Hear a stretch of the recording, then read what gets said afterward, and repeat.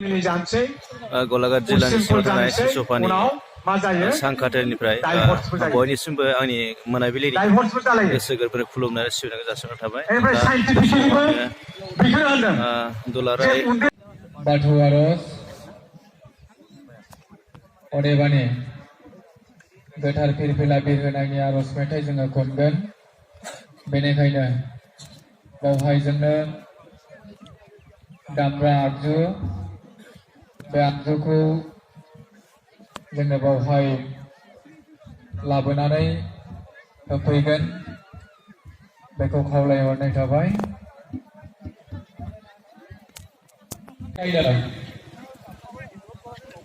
दुलाराय बाथौ गौथुमनि हारिमुनि आथारि मानाव गेदेर सनेस्वर बसुमतारी आदाखौबो बे समाव बाहागो लाफैनो थाखाय गुरै खावलायबाय।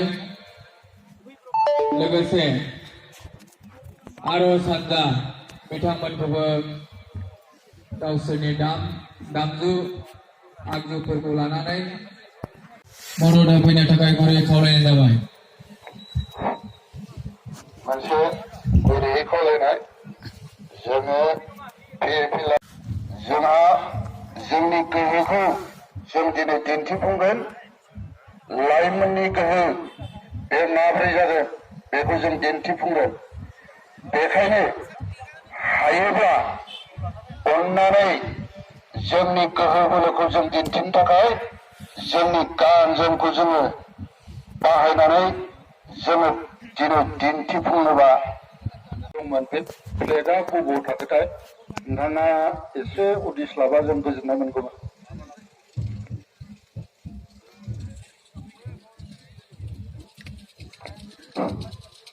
जोंना समनि आंखाल। गेवलां मेलनि गाहाय आलासि महरै मानाव गेदेर प्रमद बर' बिथाङा एकुरेट फुंनि 10 रिंगायाव सफैगोन। जाहाथे फैनो हाबाय बिथांखौबो जोङो गोरबोजों बरायनानै लाबाय। आरो दुलाराय बाथौ गौथुमनि मानाव गेदेर आफादगिरि खगेन रामसियारि नेहाथारि मुलुगमुं बुहुम बसुमतारी बिथाङाबो बे समाव नुजाथि फैनो हाबाय। बे समाव बिथांखौ जोङो जोंनिफ्राय गोरबोजों बरायनानै लाबाय।